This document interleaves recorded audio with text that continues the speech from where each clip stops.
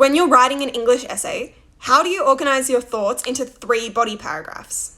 This is another question that I get asked all the time. While yes, your structure is going to depend on the particular essay prompt that you're answering, there are a couple of formulas that you can keep in mind. Different types of essay questions are going to warrant different types of structures. So first is a theme-based structure. If you get asked a question that's quite broad, you can often use your 3 body paragraphs to discuss 3 different themes or concepts explored in your text. So say you're writing about how Ransom and the Queen demonstrate the burden of leadership. You might write your first paragraph focusing on the tensions between public and private identities, the second paragraph on the relationship between parenthood and leadership, and the third paragraph on the relationship between grief and leadership. You might get an essay prompt that asks you to focus on one specific theme. So say you're writing about how The Hate Race and Charlie's Country explore the notion that a sense of belonging is beyond the control of an individual. Very generally speaking, you can structure your paragraphs around the beginning, middle, and end of the text. How is the marginalisation that these characters endure established early in the text? How do they both try and achieve a sense of belonging throughout the text? And how do both texts ultimately end? Do they achieve a sense of belonging?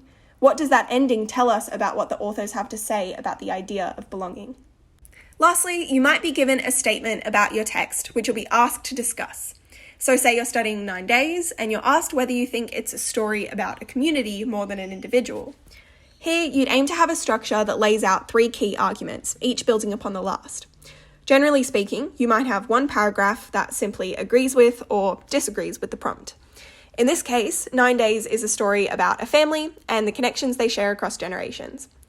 Then you might have a second paragraph that builds upon that argument by looking at the topic through the lens of another theme or idea.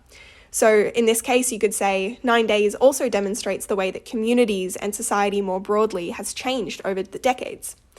Lastly, you might want a paragraph that takes a different position and disagrees with the question instead.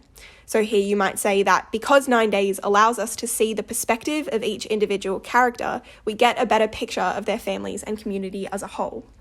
Most essay structures you come up with will probably fall into one of those 3 categories. So good luck, happy essay writing. Drop me a comment if you have any other questions.